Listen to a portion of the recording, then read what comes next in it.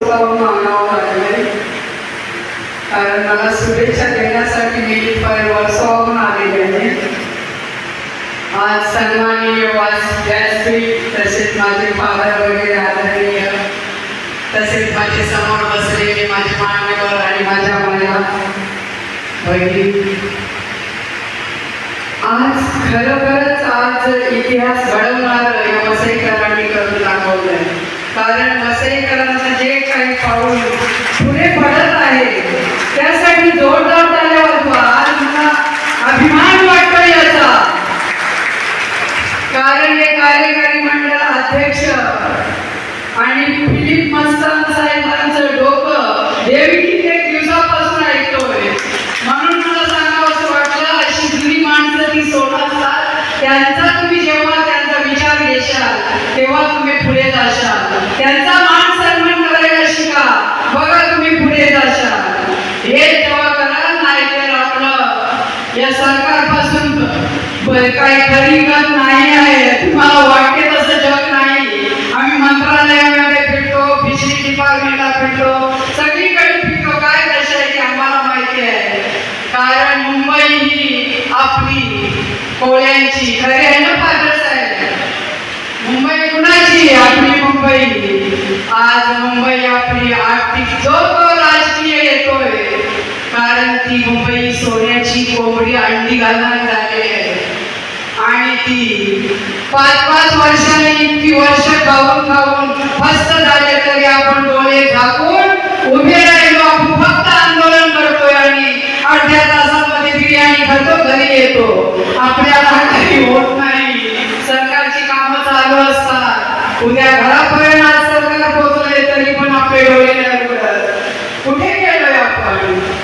म्हणून मी आज मुंबई, सर्वच लोक राजकीय बोलतात मुंबई देशाची राजधानी, परंतु मुंबई ही आमची कोळ्यांची मुंबई आहे ती. आणि त्याच मुंबईमध्ये एक व्यावसायिक राजधानी म्हणून मरोळ बाजार, ते सांगण्याकरता आता मी इथपर्यंत आलेलो आहोत. मरोळ बाजार हा संपूर्ण महाराष्ट्राचा एकमेव मार्केट आहे, होलसेल मार्केट आहे. आता फादर बोलला आम्ही गाठी खाऊन लाल लाडू खाऊन मोठे झालोय. हे कुठे गेले? अरे हा इतिहास जपून ठेवलाय. 34 वर्ष मी झोली घेऊन फिरलोय त्या मरोळ बाजारासाठी, परंतु आज आपण जिंकलोय तो मरोळ बाजार. 100 कोटी पाडण्याचं दादा आयुक्तांनी आपल्याला ते पास करून दिले. परवाच्या दिवशी दिनांक सुद्धा बघून आले. अरे आमची मुंबई हातातून गेली तर आमचं राजधानी तरी आमच्या हातामध्ये ठेवा, ती तरी ठेवत तर आमचं परत आमचं राज्य तयार निर्माण करण्यासाठी तो फक्त मरोळ बाजार नाही. बघा महिलांनो, तुम्ही महिला जर बाहेर पडल्या ते तुम्ही काहीही करू शकता, पण तुम्ही जेवणच करीत बसता. अरे 1 तास दिला तुम्ही तरी भयंकर आहे तो. थरथर कापते सरकार तुम्हाला, पण तुम्ही बाहेर पडा नाही. आज कित्येक महिलांना मी बोललो पण महिला काही बाहेर पडत नाही. तर असेच आपलं आज राजधानी आज 37 कोटी आज म्हणजे त्याला कमी पडतात. मी नितेश राणे साहेबांना 1 तास बोलणार होते. अरे तुम्ही रस्त्यासाठी, कोस्टल रोडसाठी हजारो कोटी तुम्ही रुपये आणता, मग आमच्या 500 कोटीचे का आमची राजधानी बनू नये? काय तर तुम्ही 37 कोटीसाठी तुम्ही आमचा प्रॉब्लेम थांबवलेला आहे, पण तो पूर्ण आम्ही करणार आम्ही. आणि ती सत्यामध्ये परिस्थिती आणणार. आज आपली खरोखरच मच्छीमारांची परिस्थिती, आज दादांनी जे बोलले ते खरोखरच सत्य परिस्थिती आहे. कारण ज्या बाहेरच्या बाहेर मोठीच्या मोठ्या येतात त्या बरंच आपलं नुकसान करतात, परंतु आपण त्याच्याकडे आपणच ते कर्ज काढतो, काय करतो आणि ते रिपेअरिंग करून टाकतो. परंतु आपण सरकारकडे कधी जाकायपणी पंचनामे होतात, काय होतं पडी कधी मिळते कधी नाही, असं आपलं चाललेलं आहे जीवन. आपण गेलोय कुठे? आज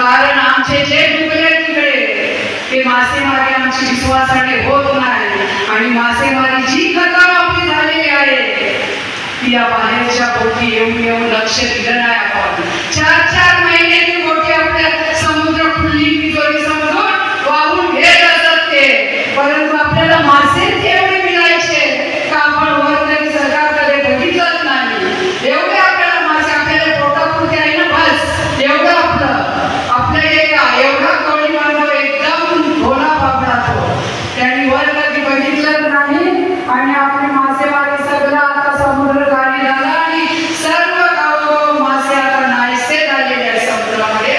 तरी नितेश राणे साहेबांना त्या दिवशी तेच बोलला, आज आमची मासेमारी कशी तयार होईल याच्यावर लक्ष केंद्रित करा, कारण आमचा मासेमारी धंदा हा एकच असतो आणि जे आपण प्रदूषण बोलता सर्व गटार मिठी नदी वगैरे तुम्ही समुद्रामध्ये सोडली म्हणून ते जवळची मासेमारी संपलेली आहे. बाहेर आम्हाला डिझेल परवडत नाही म्हणून आमची मासेमारी आमच्याकडे वर्षभर बोटी 100% राहिली आहे. मी स्वतः 3 बोटी चालवत होतो 30 वर्ष, पण जेव्हा चालवत होतो तेव्हा ठीक होतं. आता मला सुद्धा बाहेर पडावं लागलं, कारण सरकारशी जेव्हा आपण लढा देऊ तेव्हा सरकार लक्ष देईल आणि जे काही मँग्रोव्ह जे मोठमोठे मॉल होता त्याला या सरकारने रोखलं पाहिजे, कारण मँग्रोव्ह जे त्याच्यामध्ये जीव तयार होतात आणि जो काही प्रदूषण असते ते खेचून देतात. परंतु नाही, आपण नाही केलं तरी सरकार मोठमोठे मॉल रस्ते काय आता कोस्टल रोडमध्ये आमच्याकडे 900 मँग्रोव्ह तुटणार आहे. कसं काय अर्धा गाव जाणार आमचा. तुमच्यासारखे आम्हाला गाव नाही दुसरे, आमचा ही जन्मभूमी हीच कर्मभूमी असं समजा आणि हे गाव आम्हाला शाबूत ठेवा. आणि खरोखरच ही समुद्र शेती आहे. तुम्ही बोलता डोंगरावर जा राहायला, डोंगरावर राहायला शेती आंबे लावणार, हे खरोखरच आपलं एक विचित्र वाटायला लागलं आणि आपलं जे काही आहे ते आपलंच आहे. पिढ्यानपिढ्या आपण इथे आहोत. मुंबई 7 बेटांची नेहमी आपण बोलत असतो, परंतु ते आपलं हे नाही. म्हणून मी राजधानी मरोड बाजारची घट्ट धरून ठेवली. मला चिकाट त्रास देतात, तू हे केलंस ते केलंस, माघार मी घेतलाच नाही, कारण ती व्यावसायिक राजधानी आहे.